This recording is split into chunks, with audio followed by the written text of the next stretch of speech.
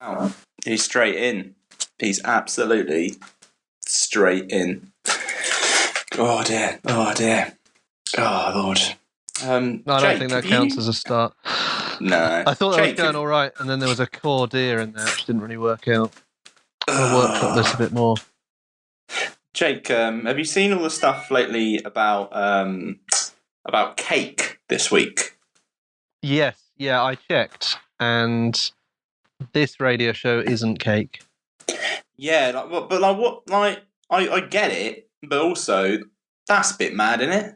Like some of the stuff I was seeing, like way too much. Like who's making cakes like that? You know, I don't. The thing is, I think it's very much the same scenario as there is with podcasts, in that like the first few were like novel ideas that got really big. They're so fun, that was the aren't cake. They? Yeah, they're that fun. was the cake shaped like an earth, for example. That's good. And my dad wrote a porno. That was good. But then eventually you run out of good ideas, and this podcast is kind of the equivalent of that one that looked like a raw chicken breast. Where everyone goes, stop it now, please. That. Way too much. I don't need that. This 2020 is too much. I think that's. So welcome to Down with Boring, the raw chicken breast of the podcast world. Let's dive straight in. Get some salmonella-y goodness.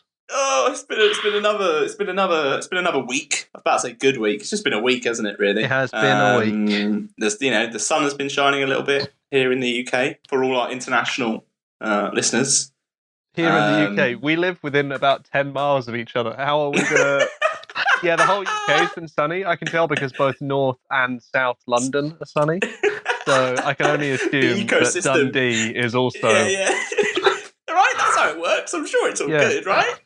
Belfast must be blazing sunshine.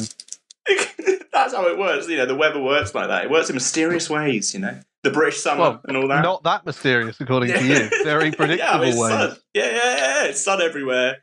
Deal with it. I've been avoiding the sun because of my light pigmentation on my skin. Yes, of course. Yes, which is wise to get out there. How have you found the week, Jake? It's been alright for you. I did my neck in stretching over the weekend. Don't know how. Must just be getting old. You're not even, just like doing a bit, like not even like I say it wasn't like yoga or Pilates.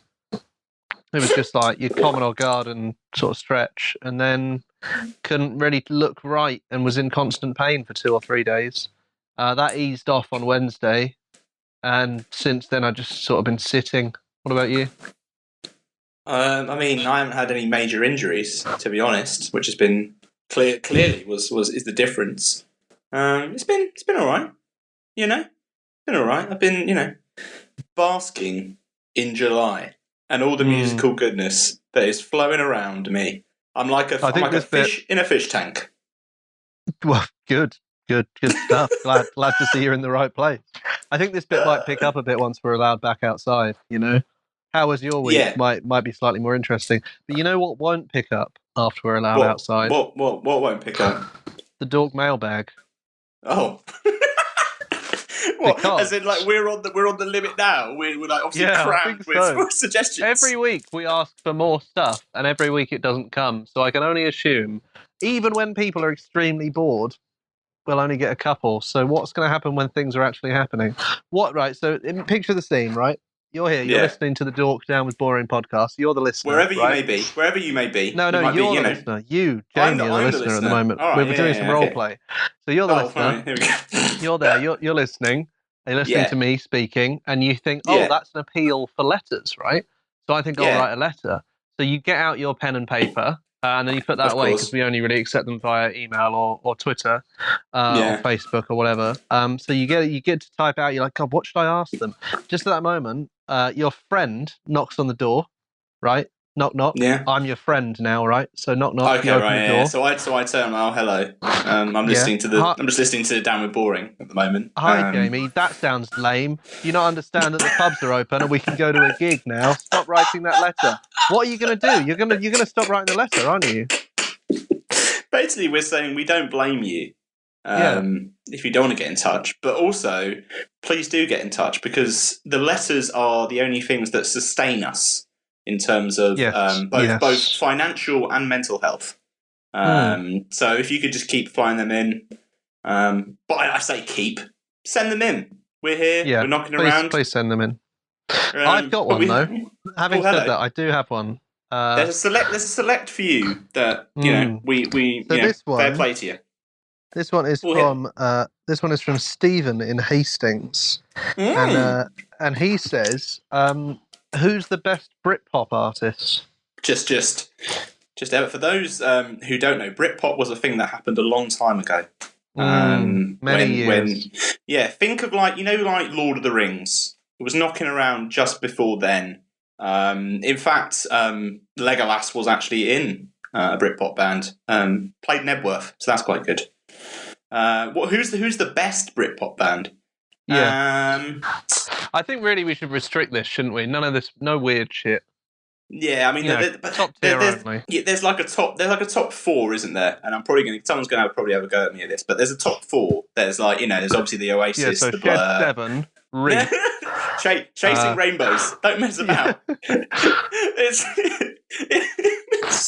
very niche joke that even I don't fully get there, and I was part of it. So, but yeah, I mean, what are we talking? Oasis, Blur, Pulp, and Suede. I guess we could class Suede. You can class Suede as a Britpop band. I know they don't like it, but yeah. So I guess out of the 4, if we're being nice, if we're not mucking around, I would probably say, I'll probably have to go with Oasis. Oasis and Blur are kind of on the same level for me, but Oasis is a bit of fun, innit? So I'll probably go with that. It is famously a bit of fun. As it's known, as it was reviewed once back in the day. I'd say Oasis. Let's go with Oasis. What about you, Jake? I think Pulp and Oasis are on the same sort of level for me. But also I think if you're good, so basically what I'm thinking is who would I rather see live in their prime? And I think that does have to be Oasis, doesn't it? Yeah. This is the thing. I think on paper there's probably more Pulp songs that I love more than Oasis songs. But in person, I just think I saw Liam Gallagher at Glastonbury, and that's what made me realise this. You go and you're like, I don't know if I'm that big an Oasis fan. And then sort of 2 hours later, you're on your mate's shoulders. I actually was on my mate's shoulders and fell over, and a woman kicked me in the ribs because we'd been so annoying for the whole set. Little story for you there. I can only rate that. I mean, she clearly was like, right, literally, fucking no, never again. Oh, in hindsight, it's one of those things at the time. I was like, how out of order? And I woke up and I was like, God, I'm mortified at how we acted. Just like generally not being aware of people around us because we were so caught up in the sunshine. Yes, and all the fizzy pop about, right? Exactly. Yes. Yeah, that makes sense. I mean, that's fair enough. I've got another question in the mailbag. Yeah. All right. That's coming up, and it's Peter from Cardiff, the Welsh contingent, knocking around. Yes. They ask, what's more impressive to you, the sun or the moon? Jake, sun or the moon? What's more impressive? I've always thought the moon's just the back of the sun. What is in so the sun's got one side and the moon's got another? Yeah. I mean, what? Well, it makes sense, doesn't it? The sun turns around and then it's nighttime. Do you also think that they've got smiley faces on as well? So the moon starts talking to you at night, and then the sun wakes you up in the morning. Don't be ridiculous. Or is it the one where it's like the Teletubby syndrome, where you think there is a child, there's a child stuck in the sun who's laughing? I tell you what, I think the moon being the back of the sun is actually a thing from Scrubs that the janitor believes. It's not even an original thought. What was the question? What do I find more impressive? Yeah, what's more impressive, the sun or the moon? It's got to be the sun, hasn't it? Because with the moon, it gets bigger and smaller, which is kind of cool. But the sun, always there and always really hot. Sometimes you have an off day, don't you? Sometimes you look in the mirror and you're like, I don't feel that hot today. The sun, always 24/7. Yeah. I have to agree with you on that. The sun. The sun literally creates life in a lot of cases. Yeah. The moon sits there, doesn't it? If someone said, "Oh no, the moon just blew up," I'd be like, "Man, we can live without it, can't we?" No, we can't. The tides are all reliant on the moon, so everything would go to shit immediately. No, the moon. This isn't a wave machine. The moon isn't fucking. The moon's gravity is what makes the tides go. Could we slot something in its place, like a giant ball? I tell you what, it's more likely that we can do that than that we can replace the sun. So, if one has to go, I think realistically the moon's the one. Yeah, that makes sense. Yeah, glad we solved that.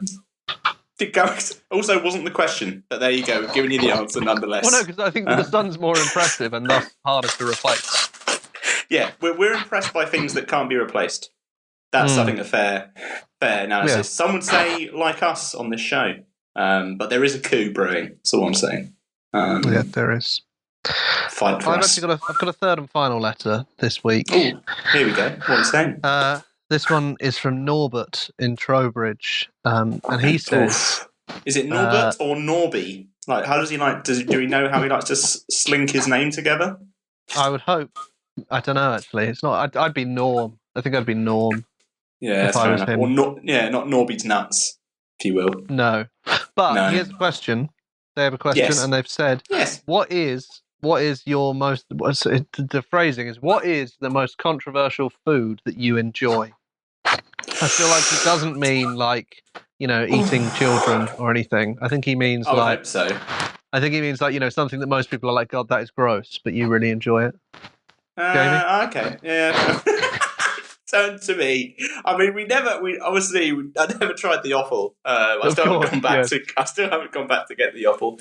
Does it have to be? I guess it has to be one type of food. It's not like a meal, is it? It'd have to be one type of food is what he's after. I think it can be a meal. I think it's just something that you really enjoy. That actually, because people are always like pineapple on pizza is wrong, but that's not. I don't think that's controversial enough. No. I tell you what. Actually, I think my one is probably. I don't know whether I've mentioned this before on the show, but I really enjoy mayonnaise on pizza.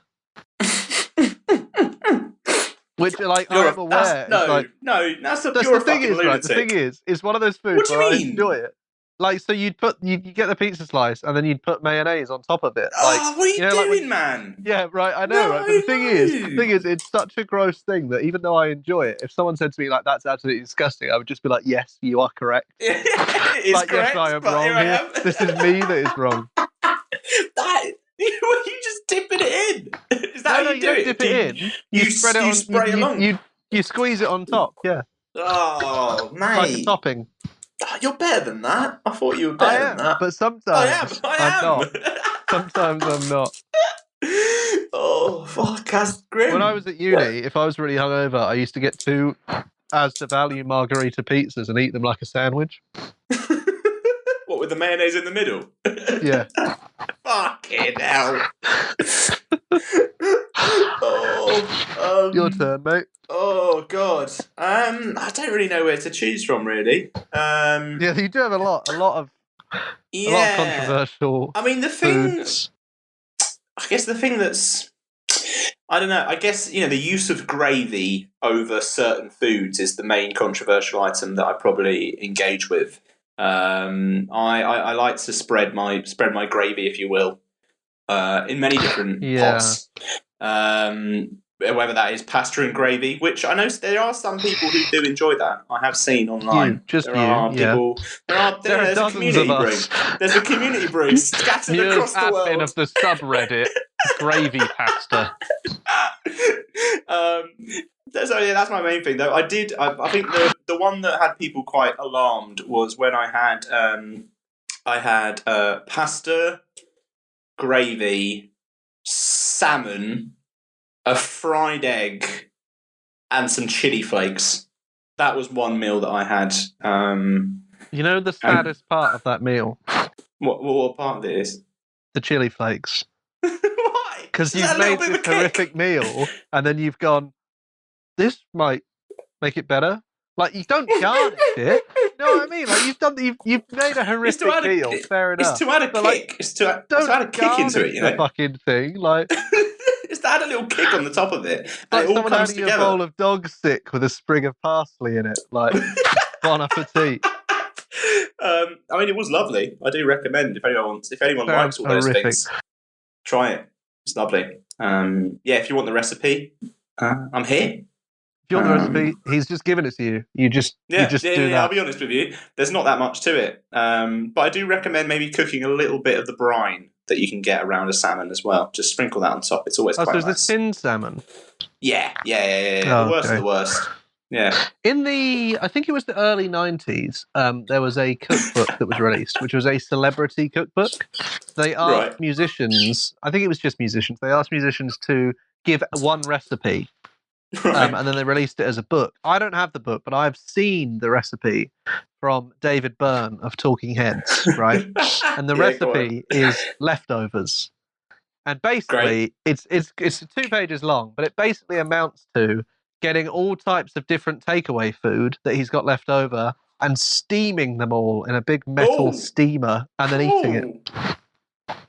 I mean, interested, to be honest. But and then he actually goes through different ones that don't work. So he obviously does it a lot. He's like, you can't do it with a burger because it just goes soggy. Like, you want quite a wet food, like a curry or a Chinese, and you want at least one thing with sauce so that can sort of be the agent that coats it all. Exactly, right? So, yeah, I mean, you're in good company. Thank you very much. Me, David Byrne, we've both given equal amounts to the world. I think so, yeah. Yeah. Should we look at some news, Jake? So that's nice. I like news. Yeah, it's news. Busy week. Loads of stuff going on, as always. We've gathered some of our highlights going on. First off, the return of Troye Sivan. Oh, yes. Oh, the pop wonder himself. He is back and he's announced a new EP, which is called In a Dream. That's nice, isn't it? I presume a nice dream. Good. I like that. Well, dream would imply it's nice, or at least not bad, not actively bad. No, it's not in a nightmare. But if Troy's there, it's happy days. But yeah, he's back with it's news of a new EP, and he's got a new single as well called Easy. Not the Lionel Richie cover. It's its own song. To be honest with you, that's nice. That's nice. It's the first. Always nice to have your own songs, isn't it? It's nice. It's nice, you know. It kind of follows up from Take Yourself Home, which came out earlier this year. And yeah, Troye Sivan kind of follows up from that by being directly afterwards. If we're judging life by time, which I think we probably always are, because we're slowly creeping towards the exit door more and more each day. We are. Whew. Then yes, it follows, and we'll go with that. But yeah, Troy's back. Let's have a lesson, shall we? Have a little play, little treat for us all. Easy, not like Sunday morning, just easy.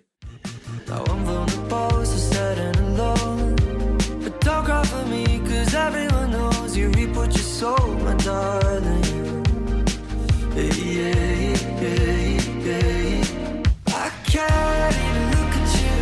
Would you look at the space just next to your feet? The wood is warping, the lines distorted. This house is on fire, but in the tears right on. He's back. Lovely stuff. Easy lovely stuff. Sunday morning.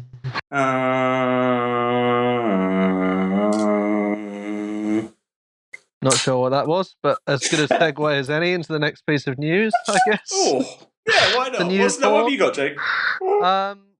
Charlie XCX, obviously of Charlie XCX fame.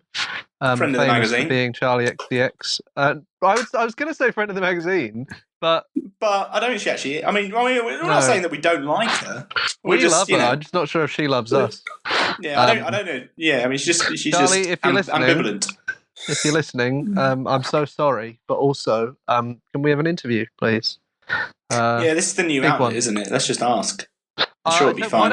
Why don't we like if she is listening? If you don't want to do an interview, why not try those 2 recipes we just said and tell us which one you like more? Yeah, that's enough for us. But anyway, Charlie is going to release a documentary film of her time making her lockdown album.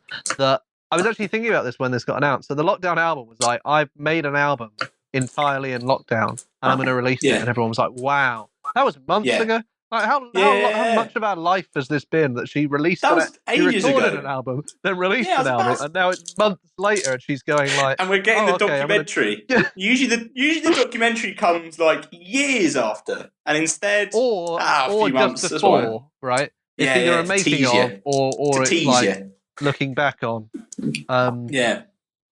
So yeah, that'll be nice. I think maybe she's adding loads of like. I mean, like I'm hoping that all the like weird voices are in there still. You know, like they're like Charlie. Yeah. I think you might be disappointed.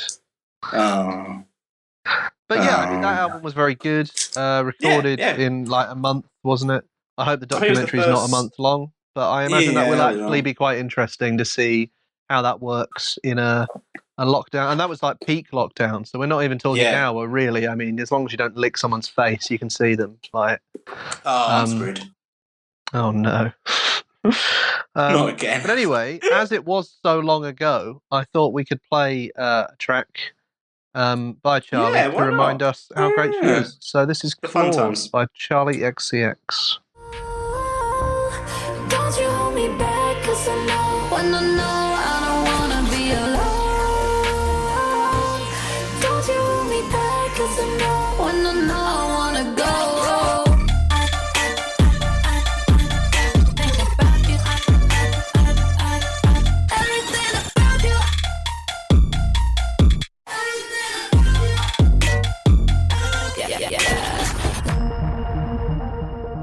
Come a long way.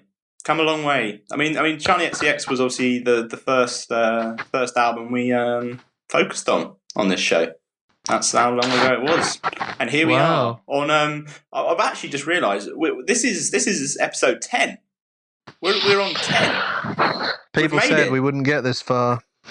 Oh no, sorry, they said we shouldn't go this far. Yeah, don't go this far. Different. In fact, avoid it. Yeah. Please, for the love of Christ, avoid. And here we are. Here we are. Like the annoying worm burying away in your stomach after eating dodgy food. We're here. Jesus we're Christ. We're one of you. We're one of you now. Hi. If anyone's wondering why Jamie's a bit bleaker than normal, I think he's actually back at work now instead of being on furlough. So this could be it for the future. It's a he's combination, been worn back isn't it? down by life. Oh, do you know what? It's, we all have fun, don't we? It's a fun ride, life. You don't know what's coming through the door next. I'll tell you what, what is coming through the door next. Some festivals. Oh, yeah, lovely. That's right. We've got some more festival news. This time, Latitude has announced what it's doing next year, basically. So it's moving a week later, just so we have enough time to make it. And they've announced their first headliners for next year, which includes one Lewis Capaldi, friend of the magazine. I think we can actually say that because he actually a real friend of the magazine. He actually was there, and Bastille, also friends of the magazine. So that's not bad, is it? That's a good little mix. No, and nice. Snow Patrol's doing Snow something Patrol will also on be there. Sunday. Yeah. Singing Cars, chasing cars, not cars. It's Gary Newman. Singing Here in My Car, I Feel Safest of All. So yeah, they've announced that Latitude's back, which is lovely stuff. Happening next year. Have you ever been to Good Latitude, to see as Jake? well. I'm not, because those bands don't really do much for me, to be honest with you. But I am very glad to be seeing these lineups coming out and to see everyone kind of pushing on. Because there was a period where everyone thought, oh God, are they all going to survive this? The funding and all that. And obviously this week we've seen a couple of venues announcing closure. Yeah, Deaf up Institute in Manchester.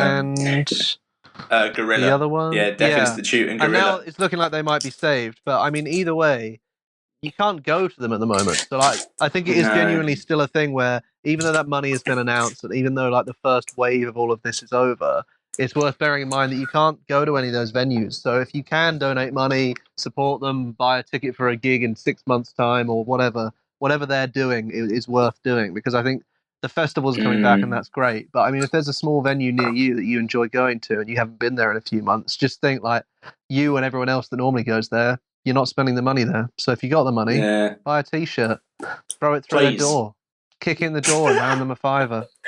I think that's it, though. It's like, you're talking about festivals coming back, but it's the whole, I guess, system around it, isn't it?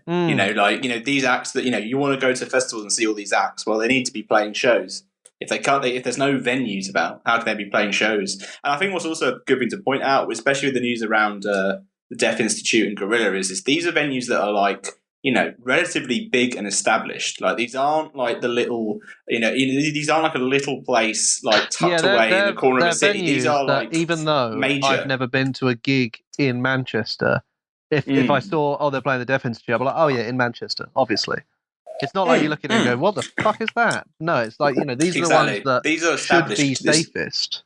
Yeah, you would literally not think anything otherwise. These are the places that have spent years building themselves up, and now obviously, like Jake's saying, there may be something that's coming to save them, hopefully. But at the moment, they're gone, and unfortunately, it could be the start of many different venues around the country who fall into the same pit. So support your venues, do that, and while you're there, just think. You could be seeing like the headliners of Latitude in the future, like as in, you could be seeing a band that go on to headline. Like I remember seeing, funnily enough, Bastille play in a small venue all those years ago. This is the worst segue of all time. Oh, I think I've done worse, I'm afraid, mate. I really think I've done worse on this show. Jesus. I saw them play a small venue, ages ago, and they've now gone on to be.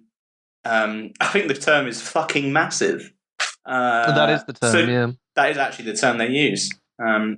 Support these acts. And, basically just go up to them and say, here you go, here's some money. And then maybe you'll gather together and sing this song. Sing Pompeii Speaking by of Bastille. songs, Jamie, do you have a song that you could play to stop whatever this is? Bastille, Pompeii. That's a song. That would be nice.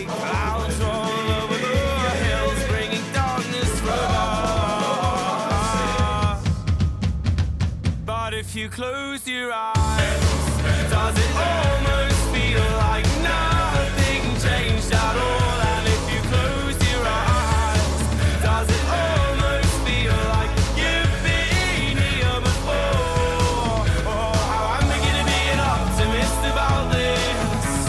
How I'm beginning to be an optimist about this. If you close your eyes, does it almost feel like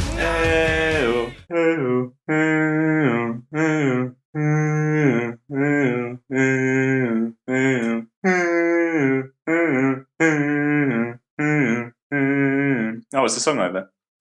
See, this is what I find interesting is a lot of people may have been at home and they may have said, look, I mean, it's good that Bastille are headlining Latitude, but why should I support them? Anyone could do that. And Jamie has just amply demonstrated that that's not the case. Anyone couldn't do that. It's up to you guys. Like, I can take the stage if you want. That's all I'm saying. Just saying. Choose wisely. Choose wisely. Jake, have you got some more tasty morsels of music news that we can get our knives and forks out to? I've got some big news. Oh, right. I've got some very big news indeed. That sounds like you're about to announce, like, that you've bought a house or you're moving to Madrid. Or I tell you, I'm moving to a new sonic plane when I listen to the Paul McCartney and Ringo Starr joint EP that is coming out. What? No, that's They're not getting the band back together. They're getting the band back together. What? They are. So I saw this news, and obviously my first response to this news was the fact that I think one of my predictions one week was that was going to happen. It was! It actually happened! Not sure what I win, but I win something. Yeah, you win something. Yeah, you win something. But secondly, I thought, Ringo, you don't need to do this. Ringo, have some respect. You don't need to get that. Hold on a second. Hold on, what are you talking? Hold on. So what? Oh, because Paul needs it. Well, this right, billionaire. Look, all I'm saying is that Ringo does not have enough confidence in himself, or so I thought. So I thought, you know what I'm going to do? I'm going to look up Ringo's solo career, and I'm going to see why would he need to do anything with Paul McCartney, right? Yeah, I only know like one Ringo song, and that's Photograph. It wasn't a good. It wasn't a good start, but okay. So I looked into it. Yeah, what's Ringo doing? He's got 20 solo albums. Fucking hell! So I thought, wow, 20? nice. Good consistent output. How have they done? How have they done? I mean, this man was in the Beatles, wasn't he? He was in the biggest band of all time. 9 of those around the world have charted. 9 of those albums have charted in the UK. Out of 20! And that's, I mean, I'm talking like top 100, I think it was that I was looking at. So not even top 40? No. So, what's Ringo doing? Paul has released 5 top 10 albums since 2005. Right, he's released more than 5 albums, but he's released 5 top 10 albums because he was a member of the Beatles. Remember, like famously, You feel like if a member of the Beatles releases an album, even if it's shit, it's going to go top 10, right? What do you need to get to number 10? Like 100 copies? No one listens to music anymore. I mean, right? No one listens to music anymore. That's very true. So Ringo, in that same time period, has released 7 albums. Right? Right. Yeah. And the highest chart placement out of those 7 albums was number 91. Oh, give it up, mate. Give it up. So that's put me in my place there. You're bigging up Ringo? Hey, I'm still bigging up Ringo. I've never listened to a solo Ringo album, but I mean, now I'm like, the graft. I respect the graft, the grift. God. Ringo can't get a fucking hit. Paul getting number 1 coming out of his ass, and he's still getting together with Ringo, and they're making an EP together. I think I know who's winning there, and it's our man Ringo, isn't it? I was about to say, has your respect for Paul McCartney gone up now, or is it still the same level? I don't have any respect for Paul McCartney. Why? Because he's no Ringo Starr, is he? You're not hanging out with him. Like, everyone likes, Yesterday. That's a nice song, isn't it? Or Come Together. Paul McCartney. Well, this is right. My main problem with the Beatles, right? Strap in. This is about everyone. Pause, everyone. My main problem with the Beatles is... My main issue, please, number 1. Go on. Number 1 on my list of issues is that their albums are so stylistically incoherent because they did this thing where, like, John would write a song and then Paul would write a song and then John would write a song and then Paul would write a song. And John's writing songs, right? Where, like, it's like, a good song normally, but, like, not too nursery rhyme-ish, So, for example, Norwegian Wood. You've been holding this in. You've been holding this in for a while. On the album Rubber Soul, I believe it is. Norwegian Wood plays. Now that's a beautiful song, isn't it? That's a beautiful song. It's like, Jamie, I don't need this. All I need is for you to admit to me that Norwegian Wood is a beautiful song, right? It is a nice song. Yeah. Right, it's a nice song. Nice. Okay. Yeah. What would you follow that up with? If you were writing an album and you've just written that ballad, let's call it a ballad, what are you going to follow that with? I think, it can go a few ways. Maybe something that's a little bit more up tempo, but still, just still Paul quite McCartney nice. Went with "Baby, You Can Drive My Car." Now, I'm not saying that's necessarily a terrible song, which it is, but even if you think it's a good song, even if you think that's a good song, those 2 songs don't belong next to each other on an album. What's that all about? Like, at one minute you're crying into a tumbler of whiskey in, like, some alpine cottage, and the next you're in fucking Noddy or something. Can I just flag your big issue? Number 1, these 2 tracks off this one album that was released like 60 years ago. That's indicative of a larger trend within the Beatles' discography, which I'm not a fan of. Also, the haircuts, I didn't like them. Oh, yeah, that's fair. I'll give you that. It's a bit much, isn't it? Oh, God. You just have an out with them. The biggest band of all time. No, guess what? You're shite, according to Jay. You should always punch up, Jamie. You should always punch up. And there's not much further up you can punch than "Baby, You Can Drive My Car." And Norwegian Wood. Plus, what I find amazing about Paul and Ringo, what I find quite amazing is that, like, the Beatles are still very well loved.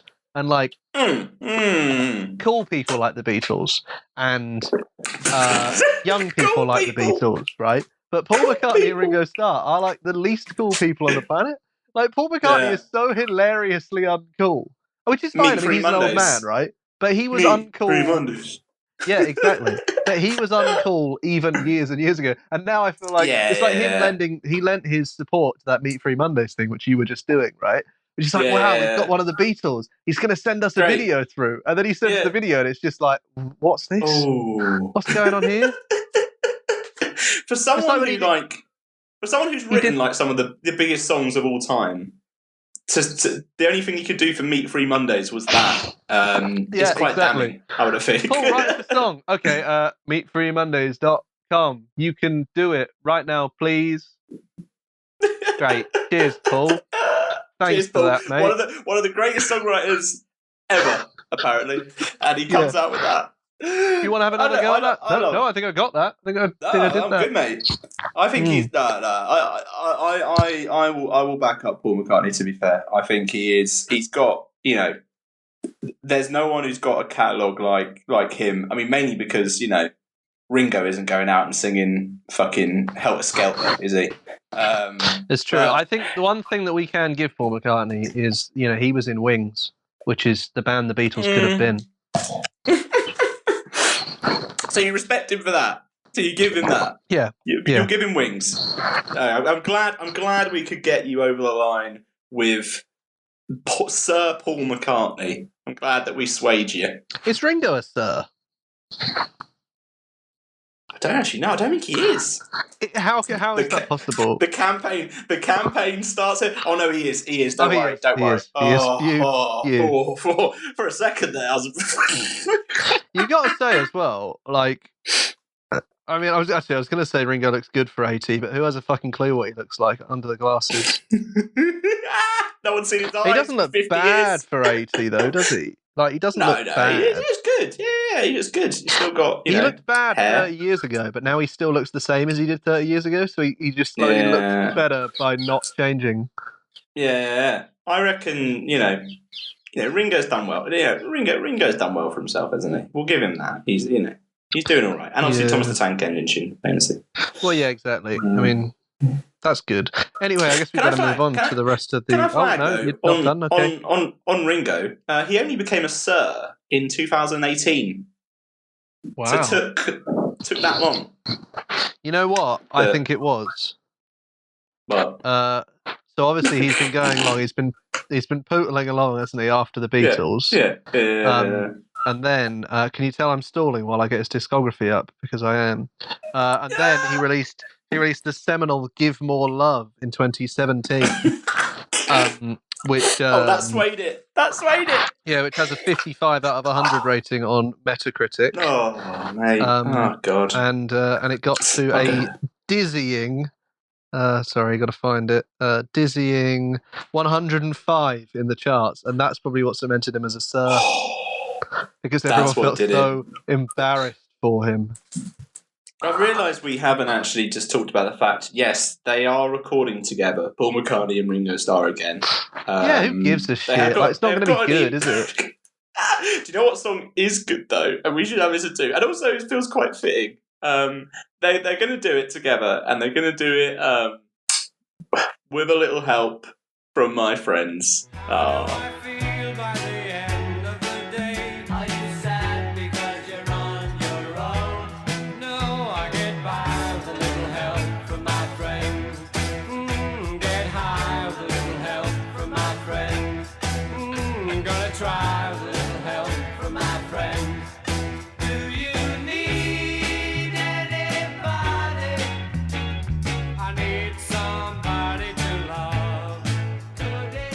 Who knew it'd take that long to play a Beatles song on our show? But there you go.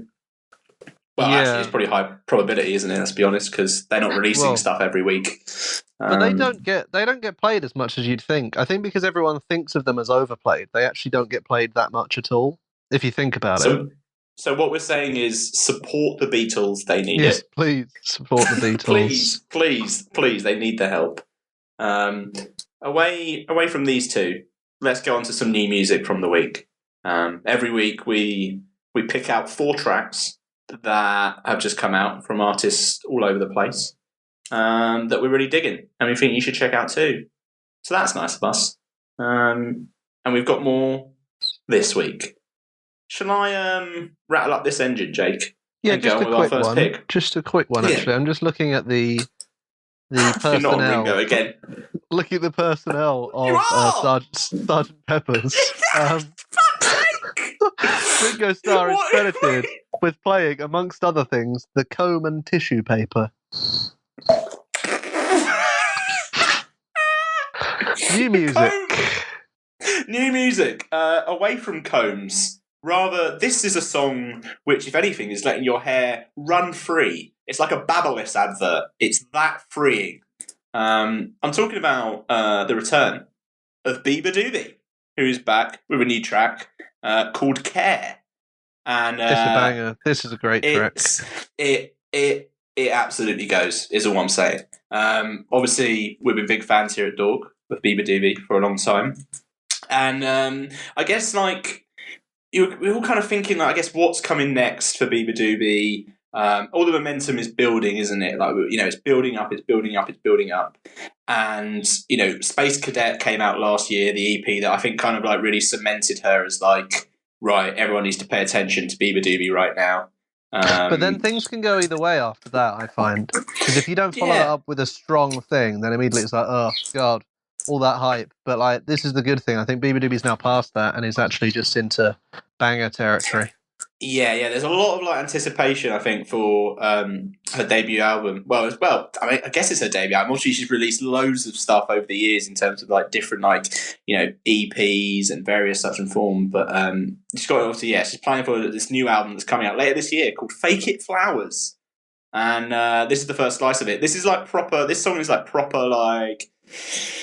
Oh, like coming of age movie, isn't it? It's American, like, I don't know. It's like an American. It like American Pie. The soundtrack, like, a montage, you know. That bit in the film where everything starts going right. That kind of montage. And like, you're walking down the street. Yeah, you're walking down the street as it ends, or something like that. It's like prime that. So it sounds both like classic but new at the same time. Wow, with a vintage feel. That. This is a new track. It's called Care. We think it's really great, and you will too. Great. I was 7 to think about it. The fact I still can't forget about it. I don't want your sympathy. I guess I've had it rough, but you don't really care.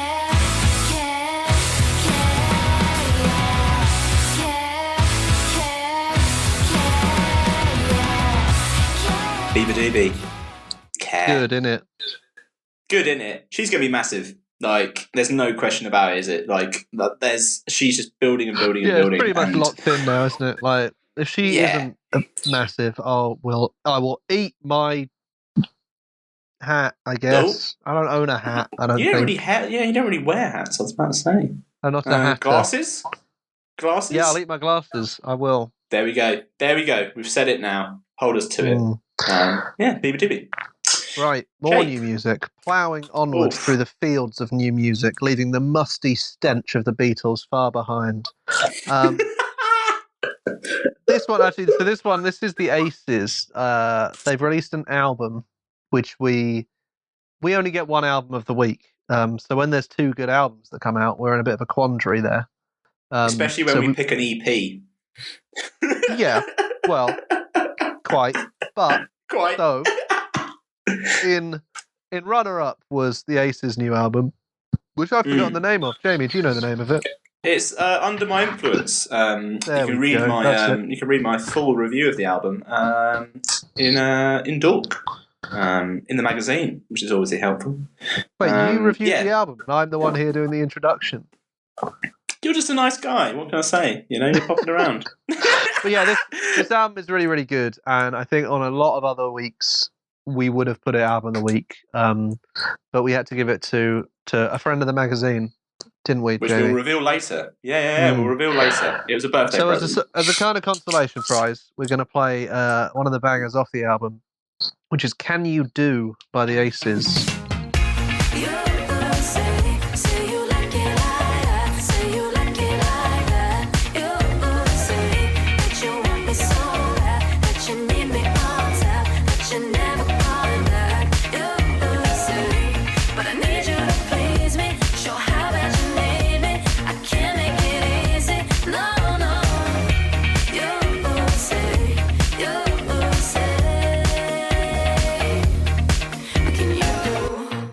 Well, can you do? Good. Can you do? I mean, they certainly can do.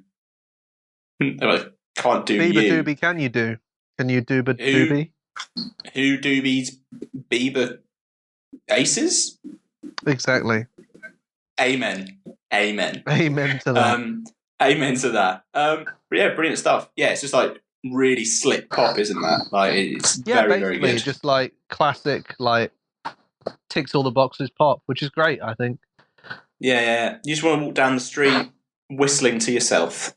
That's nice. I don't live in a Disney cartoon, Jamie. Oh, is it just me that sees the Seven Dwarfs every day? I think it might be, yeah.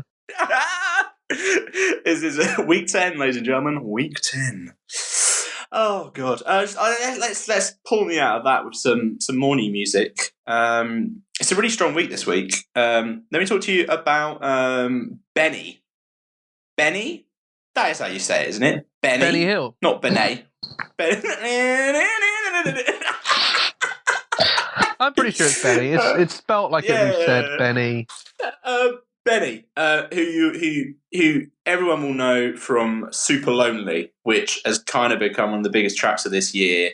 It's all over the tick of the tops and all of them moves. So she's become massive.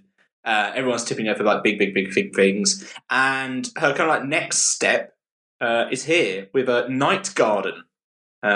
Which is, I guess, like it is technically her first like original like song released this year because Super Lonely was end of last year, so it is. I think technically, I think so. Anyway, I mean that's how it works. Technically, and by that's technically you mean it is. It is technically. It's been a while anyway, isn't it? I mean, even if you are quibbling over what end of the year it was, I mean that's still 6 months, 7 months, 8 months, 3 years. A long time. A long time. Onwards at a blistering pace. Yeah, this is her like next kind of like step really, and it is, you know, it's similar, but it's also just like very, very different to Super Lonely as well. So it's kind of showing that she's got all these different styles that she can delve into, and it's also featuring Bakar and Kenny Beats. So wonderful stuff, good collaboration. She's going to be a huge pop star. We were talking about Beabadoobee obviously being massive, but BENEE feels like she's gonna just go for the heights as well. Everyone's getting big. We've run out of hyperbole. Just everyone's going to be huge. They're all going to be great, big. Huge and big. And we're all going to smile, and that ultimately is quite nice this time of year. So let's have a listen. This is the new one from BENEE. This is Night Garden. Pillow goes over my head. I pray that I won't wake up dead. Feels like someone's watching me. That's the reason I can see. I see him looking in my teens. In the night garden, things are out there creeping. Lovely stuff. Oh, sorry. I yawned, but it wasn't because of the song. I'm just tired. I hope not. That'd be. I mean, it's not the desired effect, if you will. No. If anything, we want it to lift you. We want it to exuberate you. We want it to breathe new life into you, like a smoke machine into a venue as Van Halen comes on stage. Panama. Amen. Jake, have you got some more music? I'm really worried about you.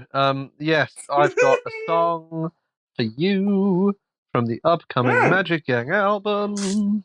Magic Gang released an album. It was great, and then fucked around. And now there's going to be another album. It took ages, didn't it? Ages. Well, they might not have fucked around. That's not fair. But I just think I remember that album coming out, and I was like, "Oh yes, this is great." And then it was like a year later, and I was like, "All right, any second now, there's going to be an announcement." And they've made me wait, but it's been worth the wait because all the tracks off the new album so far have been very, very good. Very good. They're a great band. Really good fun live. I remember that I saw them at Great Escape before I really knew much about them, and they were good enough that I went away and made a note and listened to them and was not disappointed. And I think the new album is actually sounding It's obviously very different to the first album, I think. Which obviously there's been that time period that they have come back and they do sound like it's going to be a very different within the same sphere, but it's going to be one of those where if you haven't heard any of the album and someone played your track, you would definitely know it wasn't the first album. You'd definitely be like, oh, okay, we've moved on. They've definitely grown, haven't they?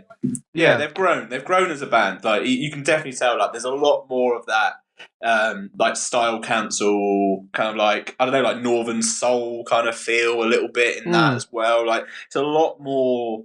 I guess I don't know. It's a little bit more dancey in a lot of ways. I think just on a basic level, I just find it exciting when a band comes back, and I think it's quite difficult to do where you release a second album that's within the same genre as the first album, so you're not alienating your fans and you haven't gone off on some weird wanky direction, but you've still managed to make something that stands completely distinct from the first album.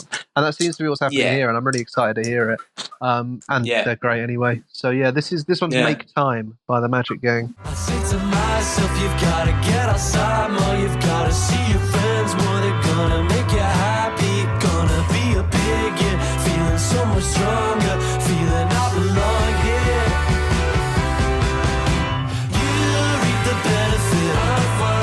Make the promise to yourself, to love the person that you are, Make time for change, make time for change, make time for change. Make Time for Change by the Magic Gang. The dramatic pause. Make time for change, make time for change. Oh, fuck's sake. It's that good a song. It took his breath away, everyone. It did. It just took it away. And there that it was. That was That's Make really Time good. For Change by the Magic Gang, which I definitely didn't get the name of wrong. That was really good, to be fair. That song is amazing. I just read the first two words of that and just thought, oh, well, that must be the end of it. Don't know why. That'll do. Jesus. I really like that song, and I'm really excited about that Magic Gang album. I think it's going to sound really, really good. And they're just a band who, there's just so much energy there, and I really, really like that. And can't wait to kind of hear the whole thing. Really, it's going to be great. Good old Magic Gang. Good on yous. Yeah. Should we? Yeah. Should we? Yeah. Let's talk about our album focus of the week, shall we? And here's the funny thing: it's not an album. Oh my god! What are we like? If you want to send in your complaints, do send them our way. It's at Retalk on Twitter. But also, we make the show, so in the nicest way, we do have the freedom to do what we want. I didn't make the rules. Well, actually, we did. We're here talking about the brand new EP from an undeniable friend of the magazine. One of the top friends, I'd probably say. It is the aging whippersnapper, Alfie Templeman. Yes. Youngest man in the game. He's back with a brand new EP, Happiness in Liquid Form. I believe it's his third EP? Yeah, let's go with that. Something ridiculous that makes me feel even older. Because right now, if he was releasing his first track, he'd be like, wow, who's this young whippersnapper? Young age, yeah. Apparently, I'm now 18 and his phrase is like, what young whippersnapper? But he's already 3 EPs deep. He's already wet behind the ears. So he's thriving. No, wet behind the ears means he's not practiced. But then how would you get wet? I think the idea is that you're being licked by your mother like a cat. Oh, I mean, that's one way of... Oh, God. So Alfie Templeman is decidedly dry behind the ears. Yeah, Between the ears, under the ears, in the ears. Famously dry behind the ears, Alfie Templeman. That's a compliment, right? Yeah, sure it is. Yeah, why not? He's back. He's back with a brand new EP, Happiness in Liquid Form. It is a proper big moment, we reckon. We'll talk about it a bit more after this. This is an Obvious Guy. I wanna be that guy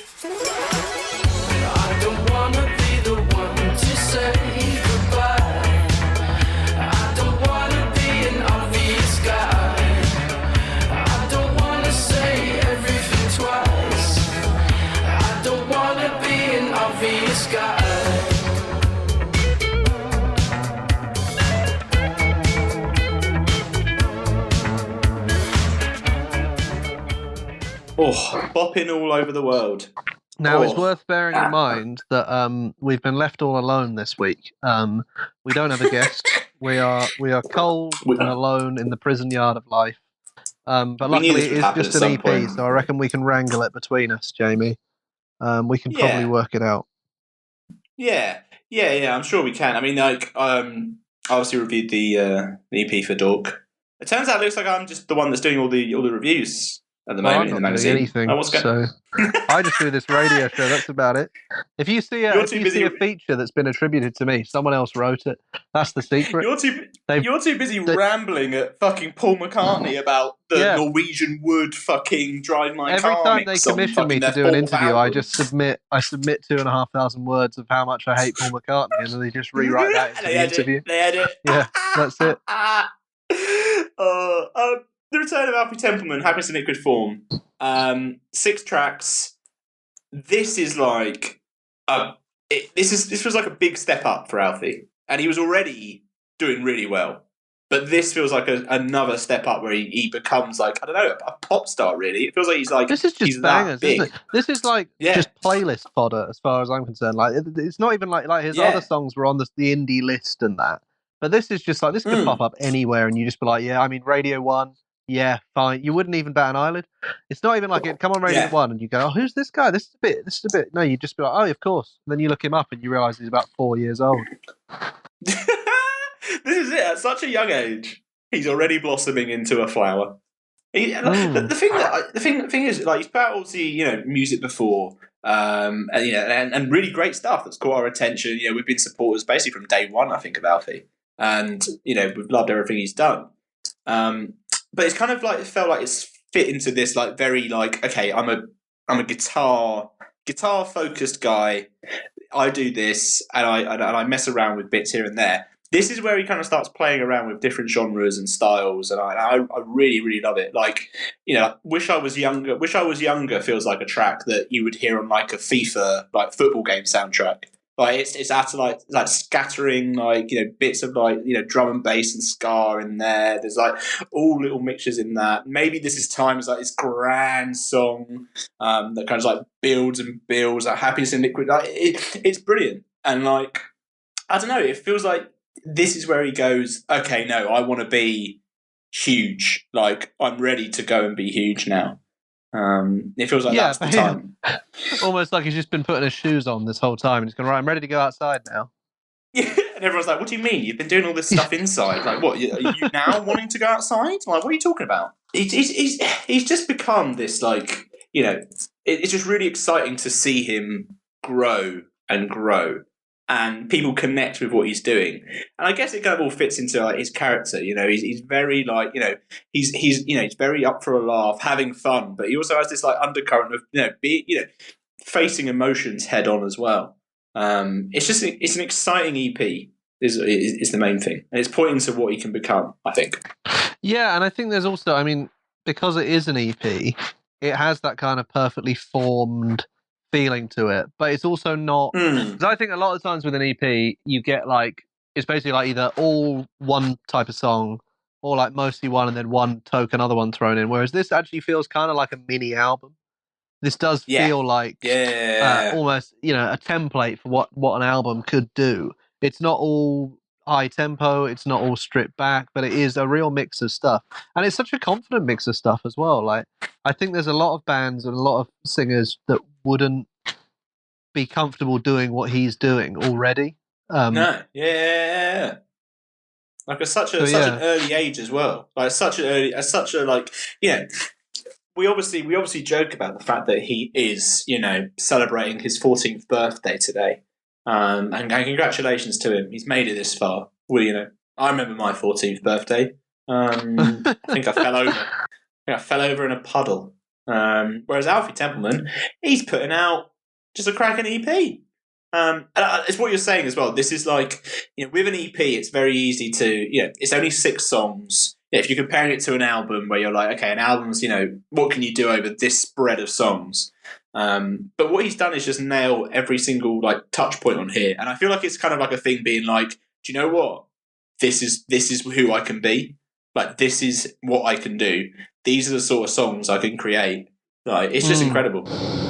And I think as well, I mean, we do, as you say, we do reference his age a lot, but I think it's not even so much. Obviously, part of it is like at his age, I couldn't do anything worthwhile, let alone songs this good. Yeah. But also, it's couldn't like it's talk not to so much. anyone. But even if he was 30 years old and he was only a year into properly making music, this would be a phenomenal achievement as an EP. Yeah. And that's why we put it as the album in quotation marks of the week, because you listen to it and you go, wow, this is just great. It's just genuinely great from start to finish. And not even great despite how young he is, or great if you take into account how little time he's been making music. It's just great. It's just stands on its own merits, which is why it's even more surprising when you look into who's made it and you're like, oh, okay, now I've really got to reassess my life choices. Exactly. Here we are. I'm drinking 3/4 of a takeaway pint, talking to Jake. Meanwhile, when Alfie you're at Templeman, home, you can just buy beers. You don't have to get pints. I like the experience of it. It kind of feels comforting. Takeaway pint to your own home. Yeah. God, it's a real I like fucking the experience prison. of feeling like I can get turfed out of my own flat at any minute. Well, I feel like dodgy about being here late at night. Yeah. But no, Alfie, incredible stuff. Like, and he, it's that fun, carefree, just ability to just like create whatever he wants and be like just a bold pop star. Like, he's got the confidence now. It feels like this EP is like full of confidence. He's ready to try all this stuff out, and I'm just really excited because if this is his EP, then like, what the hell is an album going to look like? Like what is that going to look like? It's going to be, very exciting. It's going to be great. And good on you, sir. Good on you, sir. Shall we play another song? Yeah, let's play another song. Let's play us out. Yeah. This is obviously something very different. If you've obviously known Alfie Templeman for a while now and you've heard some of his other stuff, which is very, guitar-led, as we were saying, very indie-focused. This is slightly different. This is called Things I Thought Were Mine. Have a little glow in.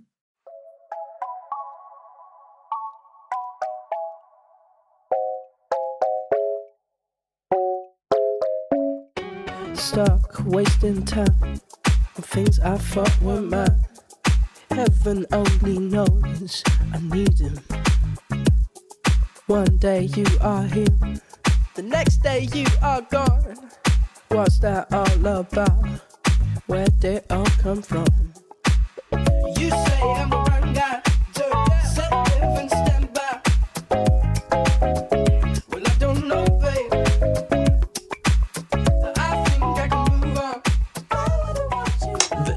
It's very, very like tropical, isn't it? That's a nice way of putting it. Tropical pop. Or tropical house. Oh, maybe not that. God. No, maybe not. Oh, heavens above.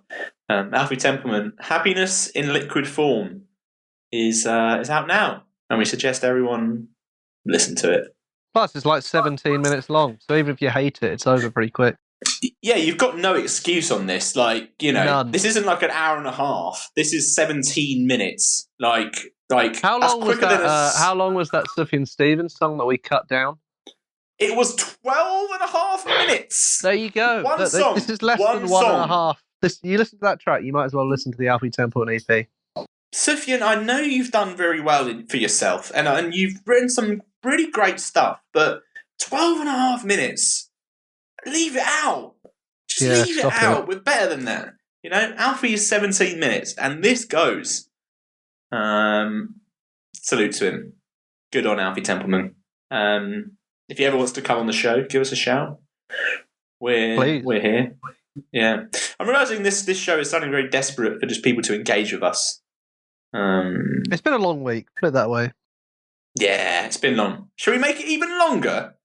Let's. With oh god, I've just seen what's next. Sorry, Jamie. What was that? You sounded like you weren't going to do the jingle there. You know what happens when you don't do the jingle?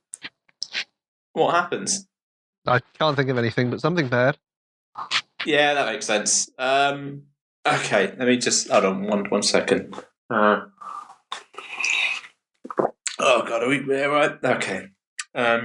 It's time, I'm afraid, once again for tweets of the week. That was nice. You did well. Oh, I actually had to Sorry, I've just seen a car alarm near me has just gone off, and I'm very concerned. Well, have you set it off? Oh, it's going. It's going. I was going to say I'll go have a look, but the street's far. I don't want to go there. Well, you don't own a car, so it can't be yours. I just own a scooter bike. That's all I own. So you own one of those? Yeah, that's how I travel about in London. I jump on the back of a horse and I ride that noble steed through Central. It's a bit of a nightmare when you go shopping in Oxford Street, I won't lie. Probably a nightmare in all scenarios. So, wouldn't recommend it, to be honest. Yeah, also the situation of, it's the whole thing of, like, if you take a dog for a walk, for example, you've got to be prepared to, pick up its shit.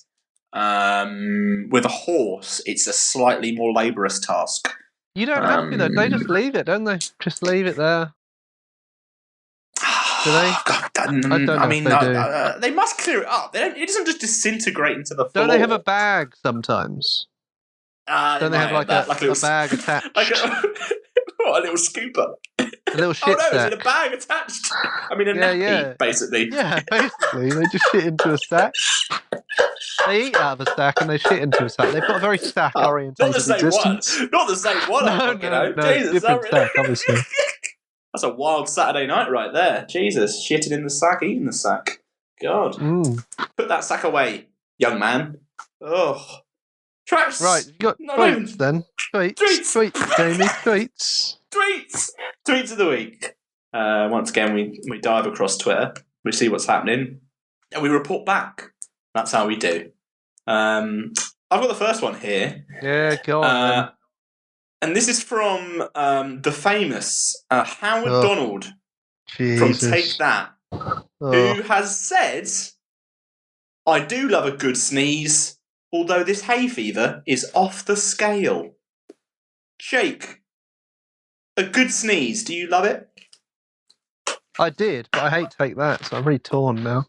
What's your issue with Take That? Like, we need to delve into this. Why do you hate Take That? They're great. There's a great pop band. We've already done Paul McCartney. I can't go on a second.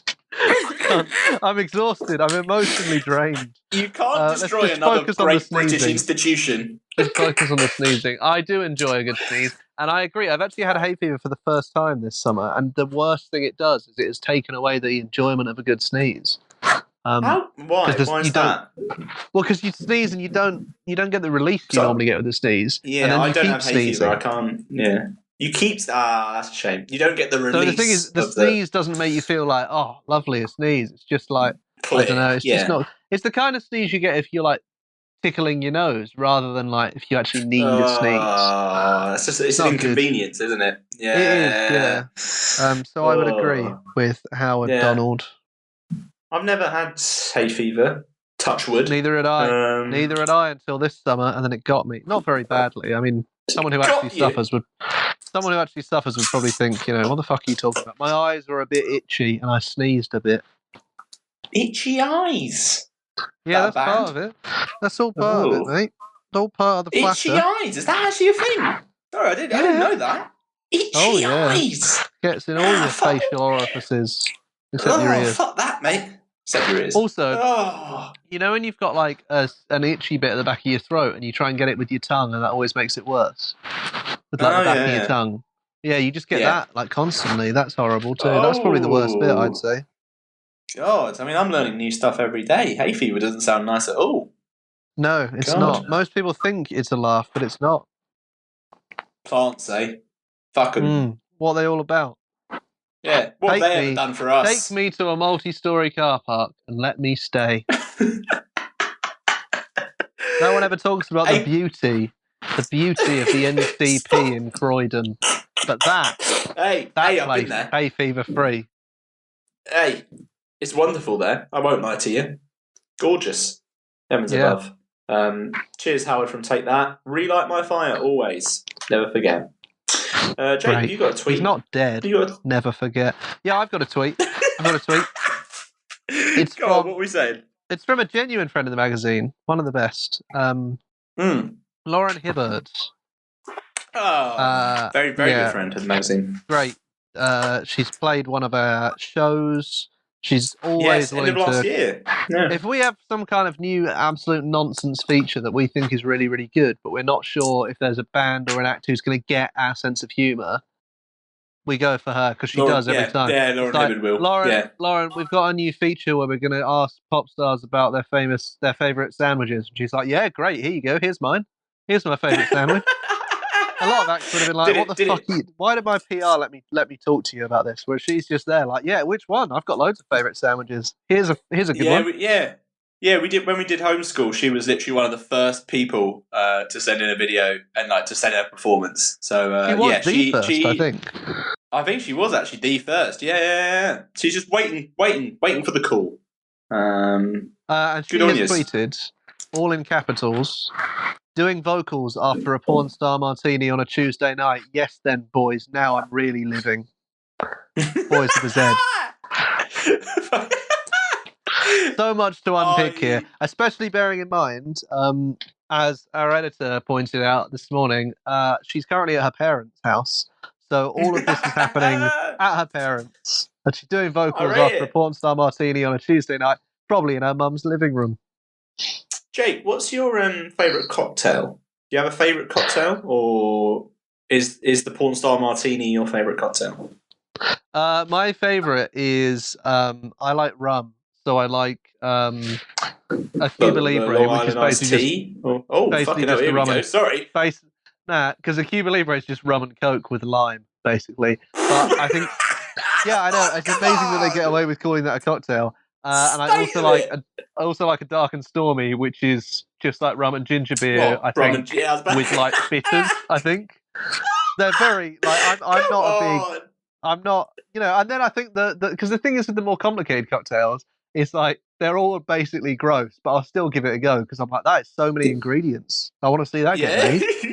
But also they're expensive, aren't they? So you're never like in a position where I am. I'm too tight to buy most of them, so I have never developed a taste for them. Is the issue? It's understandable. Fucking hell. Fucking state of it. I mean, I'm a big fan of the Long Island iced tea, but I think that's more for value's sake and getting more mixtures from a buck. If I'm paying that much, I want you to put every single alcohol back in there. Yeah. Come on now, let's not play the game. That's what I want more than anything. But I used to make cocktails for a little while when I worked at a bar. I was quite good at making a strawberry daiquiri. That's the very Jamie Muir cocktail in its complete lunacy. Tropical. To Lauren Hibbard, fair play.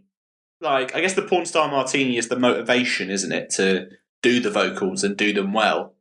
And then she's clearly buzzing off that. Well, I think the best thing about it for me is that if the porn star martini isn't even because if she'd said an espresso martini, that would explain the all caps, wouldn't it? Like caffeine buzz on a Tuesday night. Oh my god! Like, let's do it. Because it's basically the thing about a espresso martini, which I don't like about them, is just have a Jaeger bomb. You're not too posh for a Jaeger bomb, and that's what you're having. Like an espresso martini is just a Jaeger bomb, but fancy. It's for people that are too scared of Jaeger bombs. So I respect her for not having that. And also, porn star martinis are quite nice. So all in all, good stuff. Well played. Good on you, Lauren Hibbard. Have fun, you. Obviously, we'll wait to hear the vocals. Not yourself out. Obviously, we'll wait for the vocals. But shall we play a little Lauren Hibbard track? I feel like we should do that, shouldn't we? Don't see why not. Yeah, that's what we're here for. Which one would you like? Well, I don't care because I'm going to play Old Nudes by Lauren Hibbard. There he is. With your mother, I started rolling windows down. I was gonna shout out something about fucking others, but he has a dirty photo of me, and he stored it on his iPhone 3. You can see it by the look in my eyes. Want you to send it to some bigger guys. Did you have to come around again? Recording them vocals. There it is. How would you pronounce that porn song star name? Martinis. What? Old Nudes? Yeah, this is what I mean. Is it nudes or is it nudes? Nudes or nudes? Oh, nudes. It's nude. Yeah. Nude, isn't it? Not nudes. Oh, yeah, I don't know. It's old nudes. Nudes is like noodles, isn't it? Oh, how would you how do you pronounce the part of the house that you sleep in? The bedroom. What would that area be called? Yeah, bedroom. Right. This is the thing. We were talking about this. Bedroom. We have the Dork chat, which is obviously text-based. The other day, I was trying to explain the difference between saying bedroom and bedroom, and you can't really adequately get across how you would pronounce room. Yeah, no, it's like bedroom. It's just sort of RM. Yeah, it's bedroom. RM, isn't it? It's bedroom. Yeah. Room. So the way we decided to sort it out was Martin, who asked the question, who is one of the editors at Dork, is just going to listen to this podcast when it's out and hear us say it. So Martin, it's bedroom. Yeah. Bedroom. Yeah, bedroom. Yeah. If anyone disagrees, obviously feel free to fly in here. Feel free to write us a letter where you try and explain how you pronounce it over text as well. Join in the fun. You know, we're learning. It's great. It's all fine. It's awesome. Oh, God. Lauren Hibbard. Fair play. It's now that time. Once again, we creak open the doors. We take a peek inside. We say, who have you left here? What's going on? And we say, no one's having it. We'll have it. It's the... Now, that's what I call a Hall of Fame feature. What you need to imagine is a big, imposing sort of Gothic castle with a neon sign that says, now that's what I call a Hall of Fame. And then there's Jamie Muir every week going up the winding path to the castle with a wheelbarrow with an aging indie star in it. And he just sort of tips them out. He tips them out onto the doorstep. And then I open the door with a big creak and I drag them in by the ankles. And then we talk about them for 10, 15 minutes, play a couple of songs. Bob's your uncle. It's kind of like Halloween. Yeah. We're going down that Addams Family vibe, you know. Play the song, Patrick. Play the song.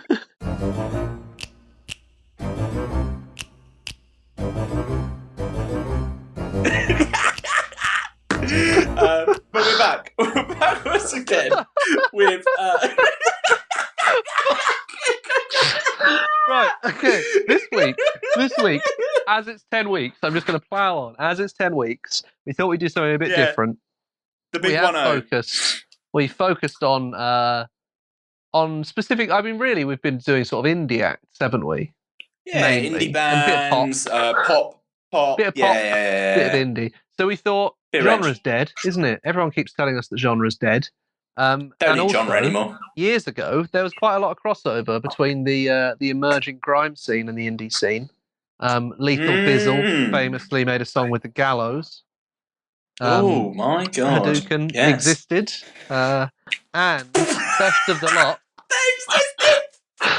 Best of the lot was Arctic Monkeys and Dizzee Rascal making a song together. So we're not going to play that song, but you can find it. Yeah, thank God. No, we're not idiots. Is it Temptation greets you like a naughty friend or mate? Friend, isn't it? Friend, it's friend, right? I actually quite like that song, but I don't think it's one for the ages. It does not deserve the Hall of Fame status. It's not one for the Hall of Fame, is it? It's not. No. It's your best work, mate. Yeah. So, Dizzee Rascal is this week's inductee to the Hall of Fame. Yes. Yes. How exciting. Jamie, I suggested a song. You dismissed it and have suggested another song, apparently, which is fine. But what song did you want to go to? Hold on. What song do you want to play I said first? to play I Love You, which was the breakout song. You went with Fix Up the Shop, which I think I agree more of an anthem of that time and more indicative of the time. So I think, fine, we can go with that. I just wanted to moan about it, basically. Now that we've reached agreement, we've signed the peace treaty, here is Fix Up, Look Sharp. Old school like happy shopper, upright old school, bring your brat and your chopper. And the first aid kit and some antiseptic, this could get hectic. I'm a done accepted, you got a bright future, don't let my heart affect it. Fix up, look sharp, don't make me bring a blitzer and get dark. Hear the bang, see the spark, duck down, lay down, just fix up, look sharp, don't make me bring a blitzer and get dark. Hear the bang, see the spark. Right, that was Fix Up the Chart by Dizzee Rascal. What was that noise? Keep some. What was that? Sorry. You had a whole song to do that.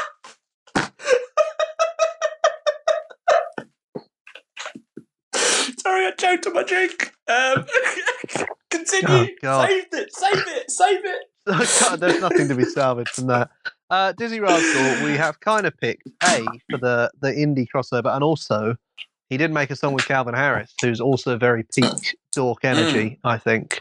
But I think there's a lot to be said for Dizzee Rascal being a trailblazer of that almost genreless existence we now live in. Because I think out of all of those early grime people, he was the one that went, okay, I'm going to make not only chart singles, which a few of them did, but also here's a track with Arctic Monkeys. Like I'm going to be on the bill with Calvin Harris. I don't think anyone would be surprised about Dizzee Rascal popping up anywhere, really. And he was also one of the first grime artists to do proper gigs as opposed to kind of club sets and do tours in that way. So a pioneer of I'd say, of a kind of post-genre world.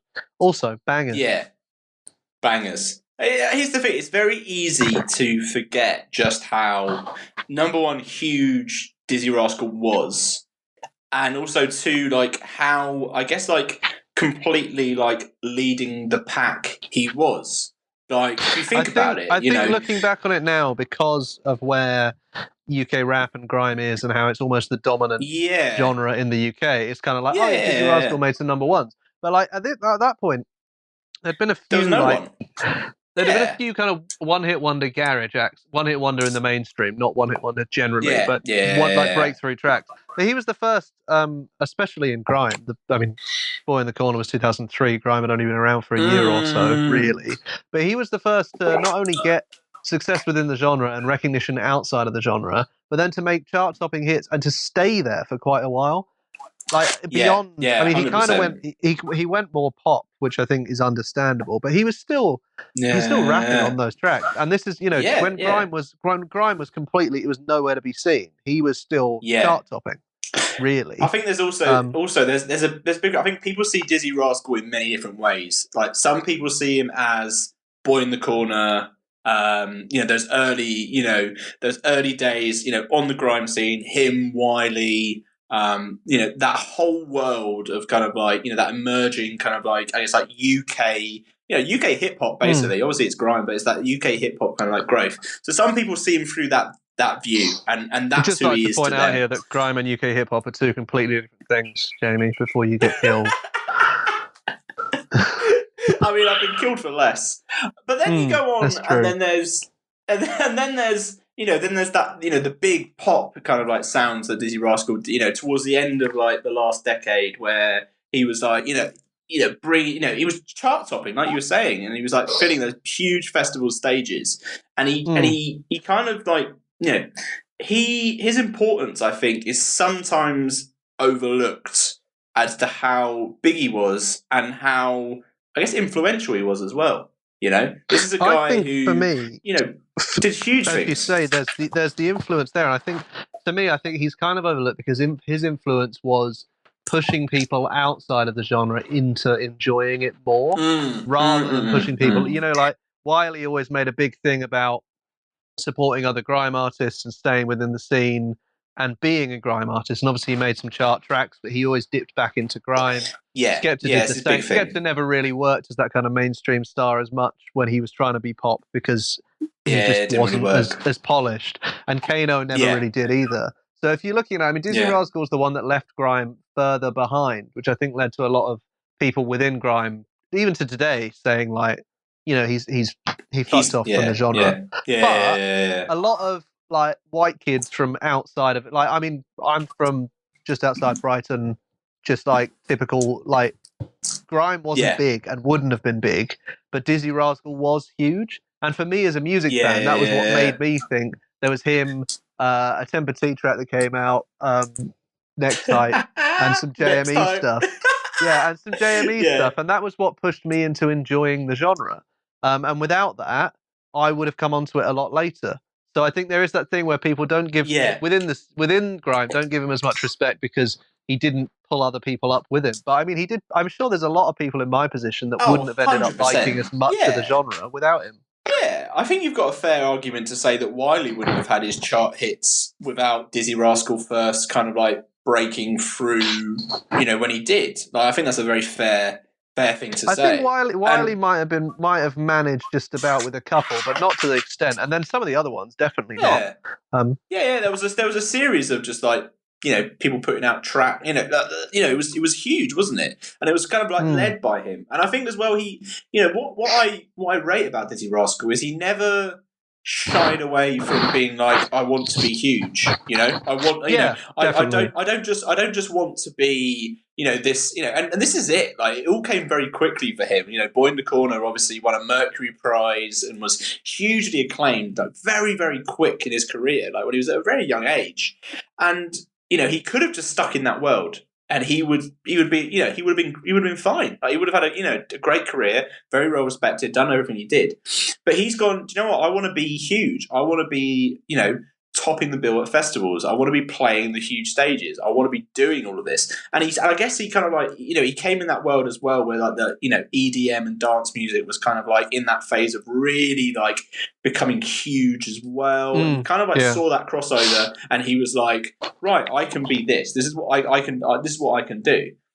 And the stuff they had that you saw, Ian Appa stuff as well, didn't they? Which a lot of grime was doing. And I think he was just the one that saw how well grime was doing on the club scene and how well, yes, you say EDM dance music and even dubstep was doing, and he just thought, wait a minute, these two are not mutually exclusive. And I think what's surprising with Dizzee Rascal when you look back at it is you think of like Fix Up Look Sharp, Just a Rascal, and I Love You off of that first album. You think, Mercury Prize, 3 huge singles. None of those went top 10. None of those singles went top 10. And then it's 5 years later when he does Dance With Me with Calvin Harris, which is his, I think, first number 1. And he's gone, oh, okay. And then you can see he's got that mold, because then he follows up, Bonkers with Armand Van Helden. Holiday. Like, it's just that string of like absolute unashamed, like, okay, like danceable music with me rapping over the top, proper like summer anthem. Like, he's not even, this is the thing that gets me about him is I don't think he's kind of betrayed grime because he's so obviously not making it. He's just gone like, this is really successful. I'm having a great time, and like everyone loves it, so I'm going to make that. I just think makes perfect sense. Yeah. He's never. What I think I was, he's never once been like, I'm the grime guy. Do you know what I mean? Like, as well, like when he decided, look, I'm going to make. Yeah. Even when he came back with, was it Rasket as well, where it was like, there was Rasket, and then a couple of others. One with Gigs, and then obviously did the one with Skepta as well. But I think he came back to grime, but there was none of that kind of. It wasn't like a bombastic "The King is back" kind of return. He just went like, I'm going to make a grime album now. And he did. Yeah, and he didn't do as well as a lot of his dance stuff. So I think really he was proven right on that side, wasn't it? Like, I think he's even said in interviews, like, I'm better at party anthems. Yeah. He grew as an artist, didn't he?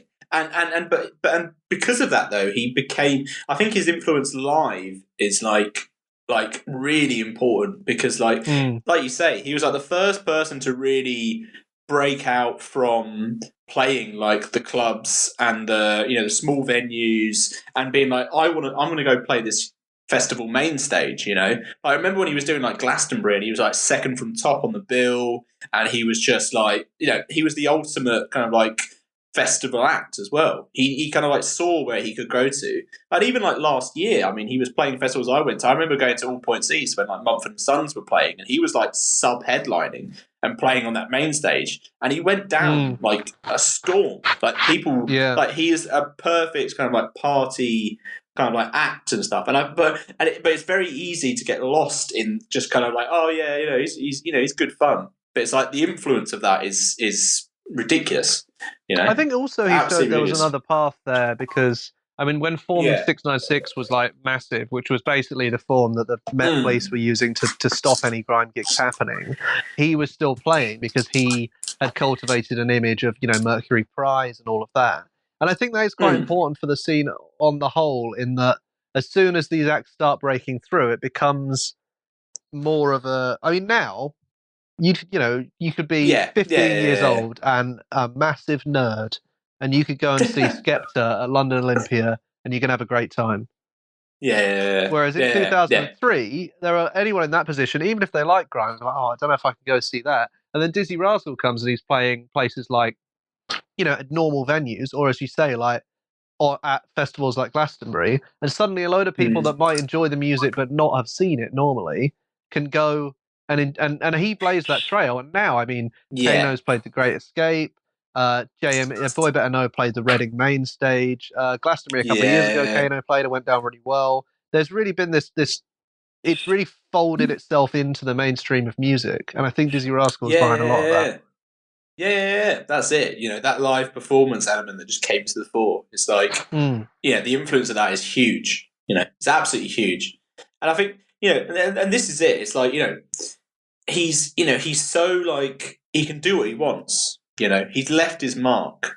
And I think I think he's probably one of the only people that we've done so far on this Hall of Fame where we go, do you know what?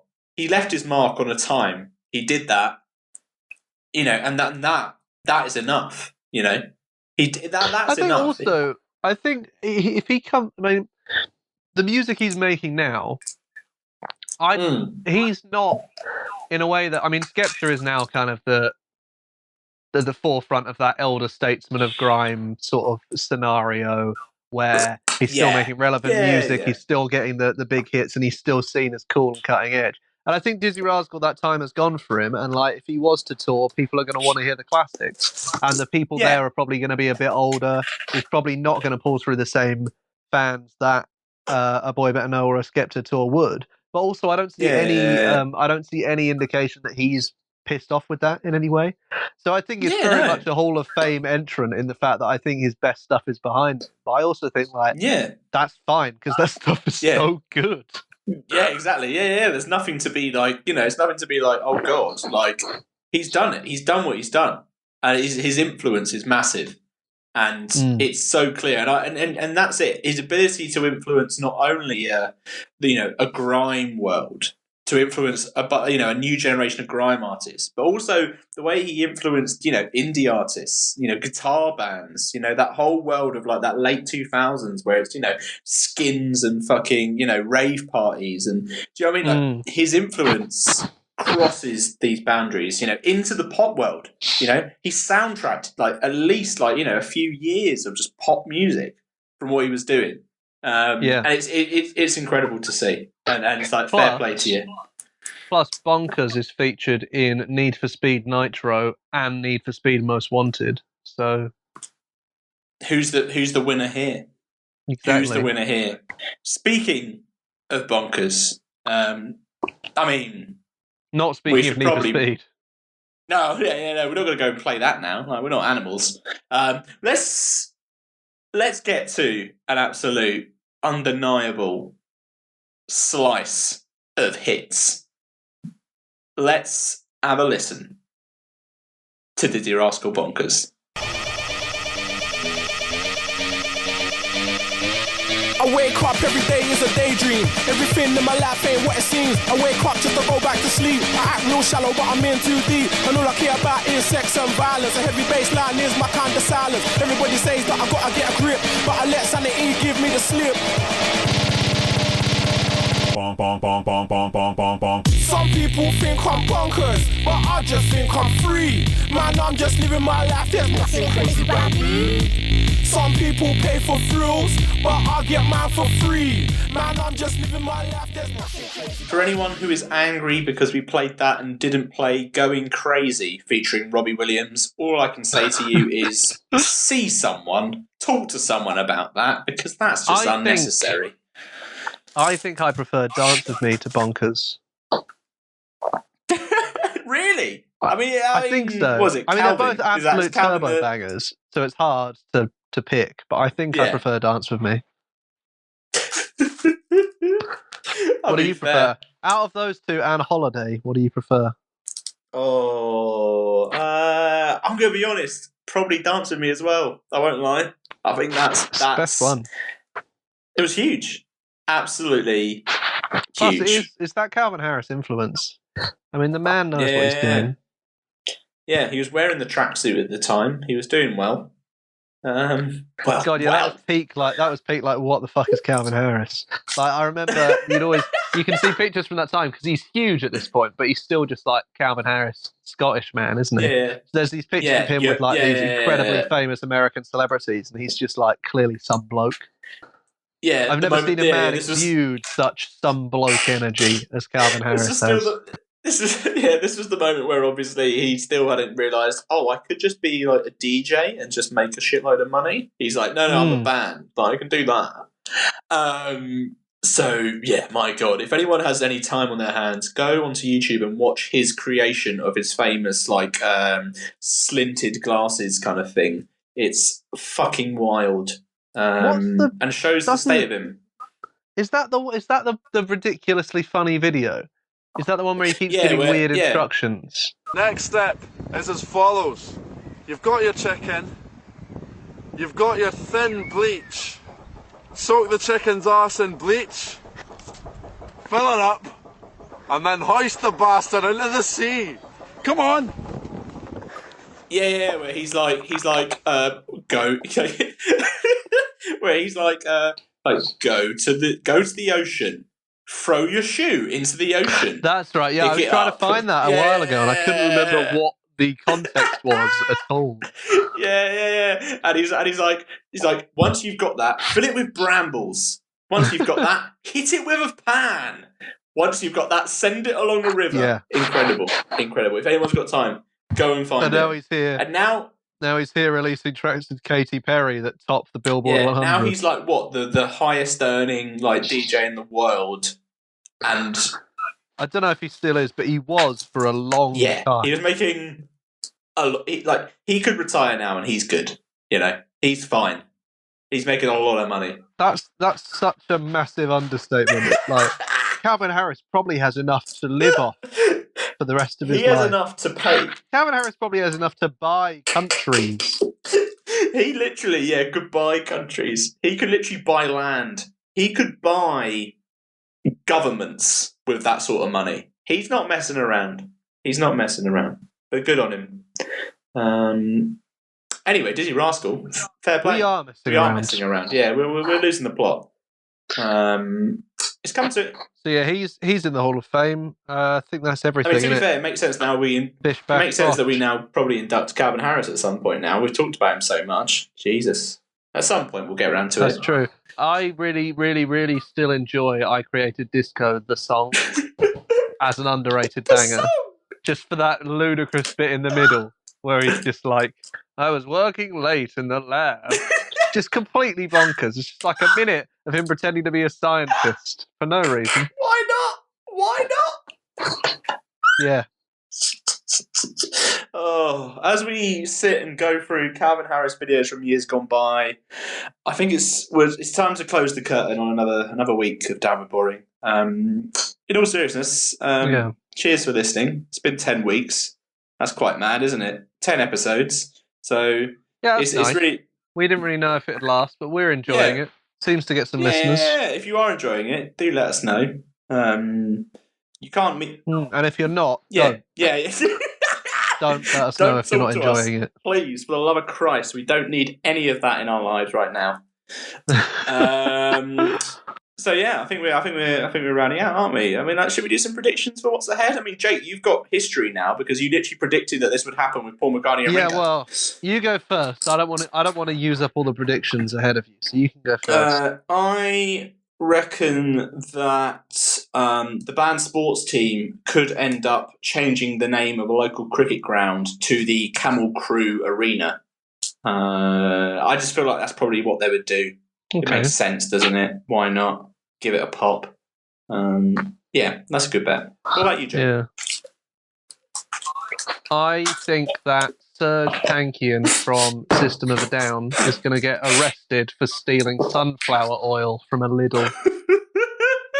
What does he say when he's getting arrested? Please don't arrest me. Does he go like,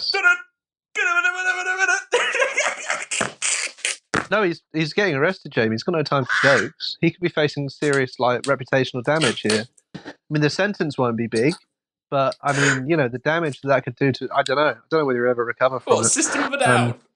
So don't joke, please. Yeah, System of a Down, famous for their audience amongst policemen, because of all of their pro-authority lyrics. Yeah. Oh dear. With that, we bid you adieu. Yeah. And remember, everyone, sometimes to open a door, you've got to close a window.